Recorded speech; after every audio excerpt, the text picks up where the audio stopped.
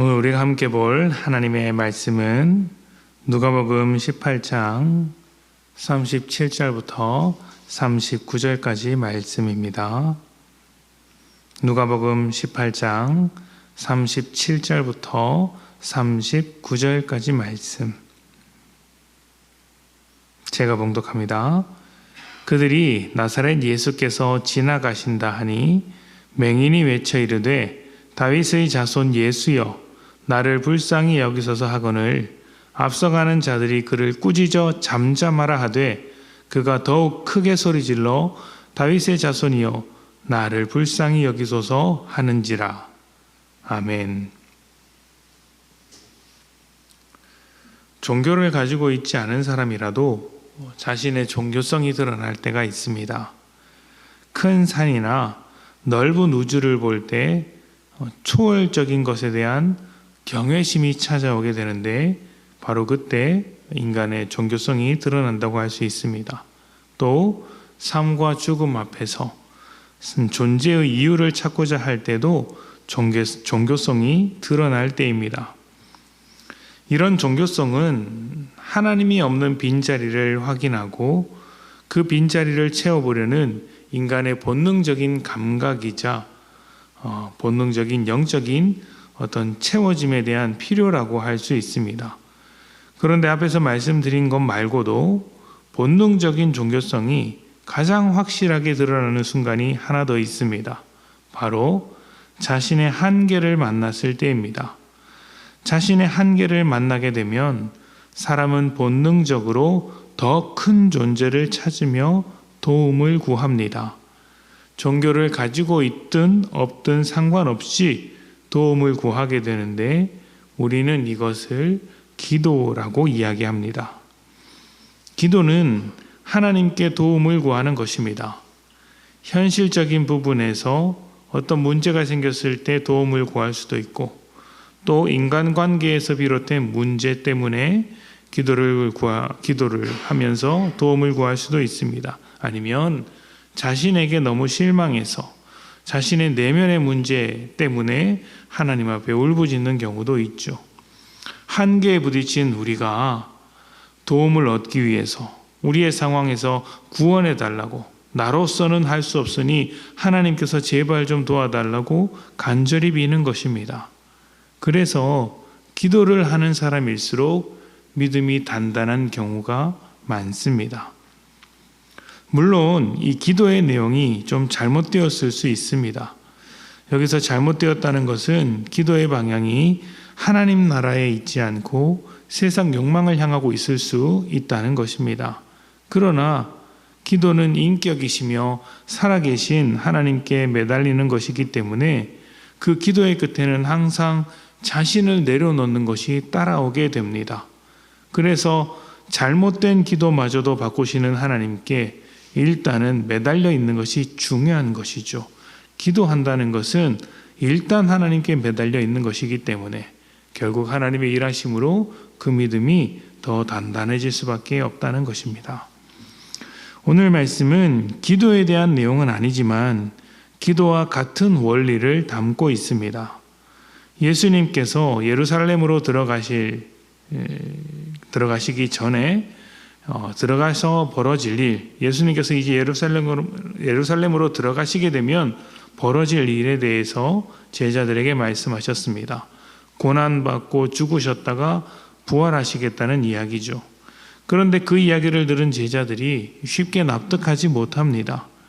왜냐하면 그들의 세계관으로는 하나님의 아들 메시아가 고난을 받는다는 것은 상상조차 할 수 없는 일이기 때문입니다. 게다가 죽는다는 것은 더더욱 말이 되지 않죠.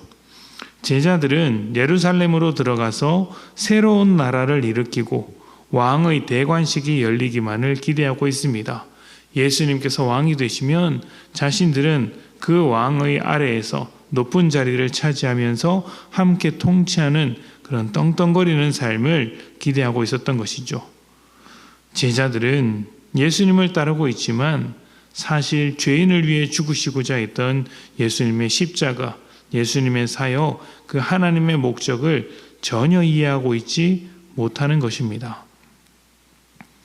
예수님께서 제자들에게 말씀하신 뒤에 여리고에 도착하셨습니다. 그때 어떤 맹인 한 사람이 도움을 요청합니다. 제자들과 일행들은 맹인을 나무랍니다. 맹인은 분명 하나님께서 벌을 받아서 그렇게 된 것이니 부정한 사람이니 감히 우리 가운데 가까이 오지 못한다 라고 생각하면서 차단했을 것입니다.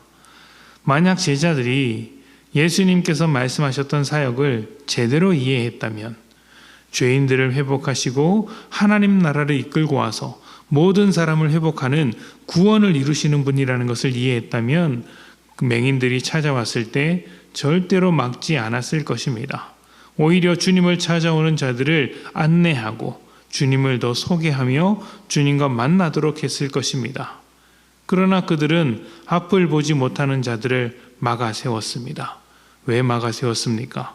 주님께서 어떠한 분으로 어떠한 일을 하기 위해서 오셨는지, 어떠한 목적으로 오셨는지 이해하고 있지 못했던 것입니다.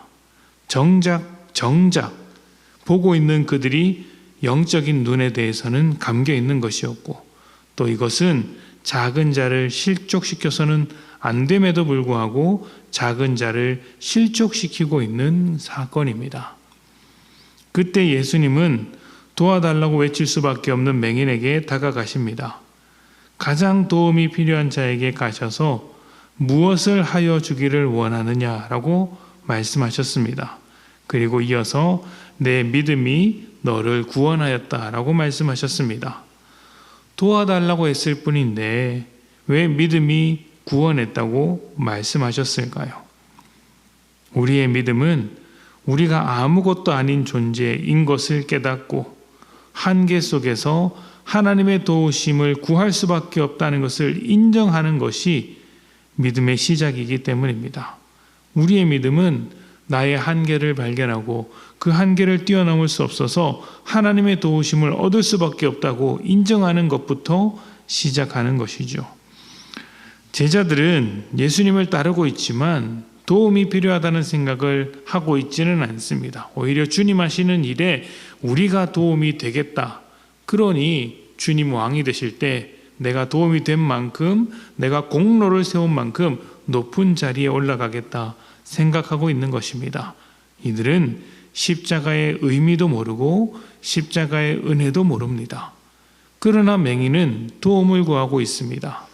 혼자서는 할 수 없는 자신의 연약함과 무력함, 아무것도 보지 못해서 도움밖에 구할 수 없는 자신의 한계를 인정하며 제발 도와달라고 손을 내밀고 있는 것이죠. 제자들은 눈을 뜨고 있으나 보지 못하는 자들이고, 맹인은 볼 수 없으나 주님의 십자가와 주님의 목적과 주님의 뜻을 보고 있는 것입니다. 참된 믿음은 자기를 드러내지 않는 믿음입니다. 자기를 드러낼래야 드러낼 수가 없습니다. 한없이 약한 자신을 발견하는 것으로부터 믿음이 시작하기 때문이죠. 나의 힘이 아니라 하나님을 의지하는 것, 내 뜻이 아니라 하나님의 뜻을 앞세우는 것, 먼저 하나님의 의와 하나님의 나라를 구하는 것, 이 모든 것은 자신의 부족함을 인정하지 않는 사람에게는 절대 일어나지 않는 것들입니다.